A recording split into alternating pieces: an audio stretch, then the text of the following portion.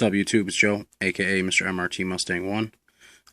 Coming at you with a video of my Ruger SR1911 Commander. If you're looking up 1911s or Ruger or anything like that, you probably know what this gun looks like stock. The whole weapon was pretty much this color here, and Ruger calls it a non-reflective stainless. It's kind of like a matte, semi-matte gray. Don't get me wrong, the stock weapon is a very nice looking weapon, except for if you've seen any of my other videos with anything else I've ever done, I just don't settle for normal, regular stock. So, what we did was field strip the weapon completely down, took off the parts that we wanted to be this shiny color, you know, the stainless. It has a mirror finish on it. I mean, you can see that if I get the light on it, it reflects a lot. I mean, you can see yourself in it when you look at it. And what we did was we field stripped the weapon completely down and took off the parts that we wanted to be shiny, and started sanding. Started with like a 320, 400 grit sandpaper. Tried to get most of the, like I said, it's kind of like a powder coat or a bead blast. I've heard a million different things, but whatever it is, pretty much tried to get close down to the raw metal, and then move to like a 600, 700 grit sandpaper. And also, you know, making sure not to, you know, swirl it, you know, kind of one direction sanding. Then move to like a 900 to 1200 grit, and at that point you start wet sanding.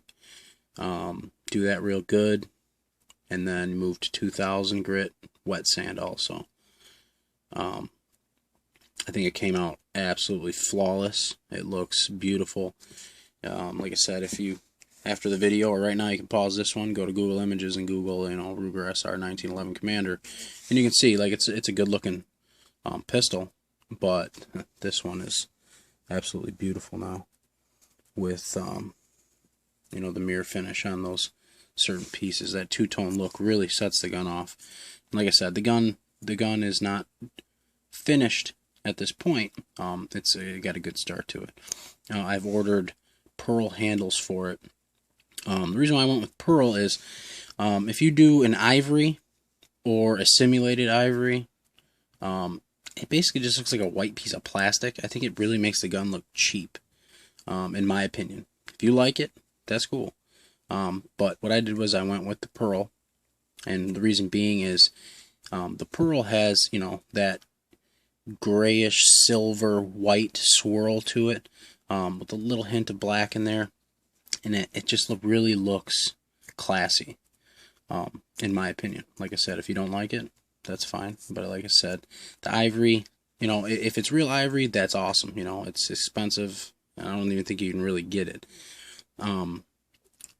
But if it's simulated, like I said, or if it's real ivory, it just kind of makes the gun look like it has a white plastic handle, and it just makes it, in my opinion, makes it kind of look cheap.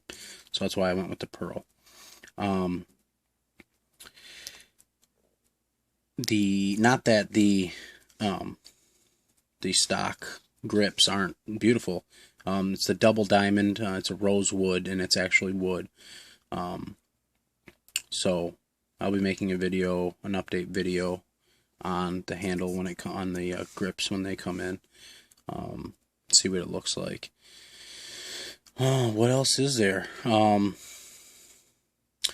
I'll be making another video also on when I purchased this firearm.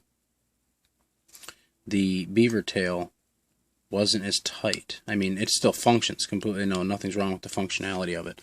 But when you would hold it in your hand and move it around, it would rattle. Like the spring behind it didn't have enough tension on it, so it had a lot of play backwards. It didn't hold it all the way out, so when you'd move it, this would rattle. Now, give me 1 second and I'll show you. Here we go. You notice if I move this gun around, it doesn't make a noise. It's solid in every way.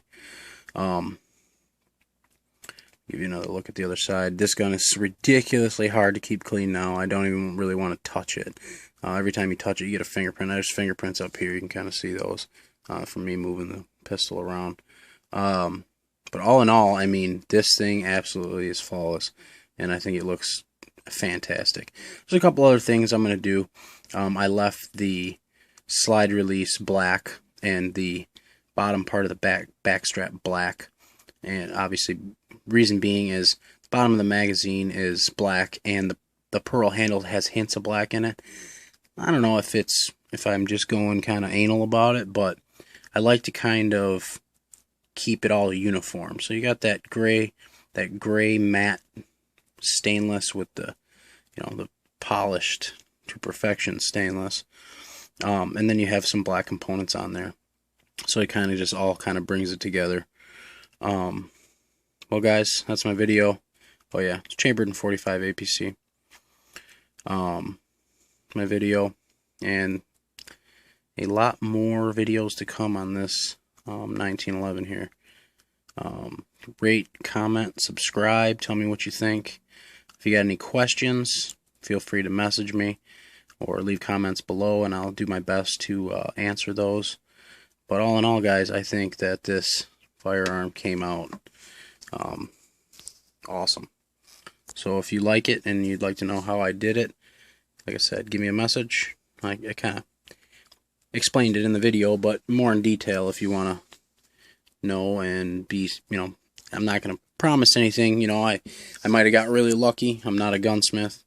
And how good it came out.